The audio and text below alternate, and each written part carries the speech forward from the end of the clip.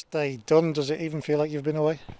Well, no, it doesn't. I mean, obviously, you miss the games and you miss the grass stuff. But I've spent a lot of days up here over the summer. I had a break. I don't feel as if it's just gone from one season to the next. I've had a break. Been lots needed to be done, but I'm really pleased now. This is why we're involved in football, to get back involved in the training. And I actually only just worked it out this morning. This is my 40th pre-season, which is mad, because I know people will be looking thinking there's no way I'm old enough for that, but I'm sorry, I am. But it's brilliant, and I've said to all the players, make sure you enjoy it, because I wish I could still do it. As much as I'm sure they think it's horrible at times, I wish I could still do it.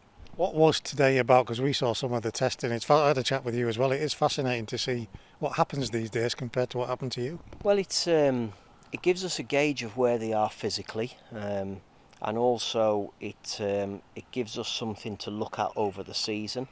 So it was really about just checking all of the fitness levels, body compositions, checking whether there's any imbalances from left to right side. So it was just a series of tests, and we're really fortunate that we've got Salford University who've helped us with this. There's some of the lads who are doing PhDs, they've come in, and it's a little bit of a twofold thing in that we get the testing and we get a real battery of results thrown back at us, but also they have access to professional footballers to use that data for their PhDs. So it works both ways, and it's just a really good way that we can actually assess where the players are, where we need to work. When we set up their own individual gym programs, this gives us an idea of what we need to do. And credit to Jamie who on the S&C, that he's come in with some really fresh, bright ideas. Really keen to go and develop the group. And today was his day. I've told him this is the only sports science day he's getting. Tomorrow the football's come out, and I'm looking forward to getting started. You'd expect this, and I think you said this to the group. They look in good shape. Yeah, they do. Yeah, they've come back in real good shape. And you do get that now from players. It's gone are the days where you abuse yourself for 8 weeks and then it's up to the club to get you fit. The players have to get themselves fit. And again, over the summer they had, I can't remember the exact timings, they had probably about 2 or 3 weeks where they had nothing to do. They could just keep themselves ticking over with swimming on holiday and walking and golfing and whatever footballers do nowadays. And then they got their own programs that they all had to start working. So they've been doing that now probably for about 3 or 4 weeks. They've been doing the programs where they've started with maybe 1 or 2 days a week and then built it up. And in this last week they've probably done the majority of the days. They've been doing some work, some running, some body strength work, and now they come back into it, and we hope that that's given them a little bit of base so that we can go straight into the football work.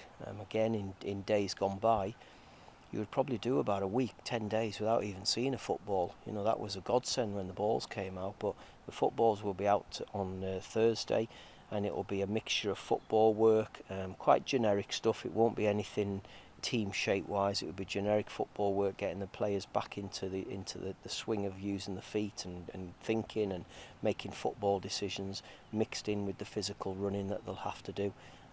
I'm looking forward to seeing it. I mean, obviously it's the first pre-season I've worked with Jamie, and him and Gav and myself. We've put the programme together, so we mix that in with the games, and hopefully they'll be at a decent level of fitness to start the season.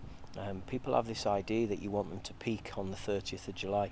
I don't. I want them to peak for the last 10 games of the season, because that's when it really matters. So we need to get them to a good level so we can start the season properly. We can hit the ground running. We can get ourselves into a good position, but we have to be ready that come the last 10 games of the season, the players are ready to go and hit the ground and properly peak at that point, so that we can go and achieve what we'd all like to achieve. You touched on this in your previous answer, and I know you love the management and coaching, but how envious are you looking at that group running around and thinking, yeah, that's what it is all about? Yeah, I must admit my knee screams just watching them at times, but I would love to be able to do it. I can't really complain. I've had a really good career. I've played longer than I ever probably expected to, but that's what being involved in this game's about. The best thing to do is to play, and the second best thing is to coach and manage. So I've got the second best, and that's not a complaint. I'm really, really fortunate, really happy to be in this position, and players looked as if they were happy to be playing and back into the club again today.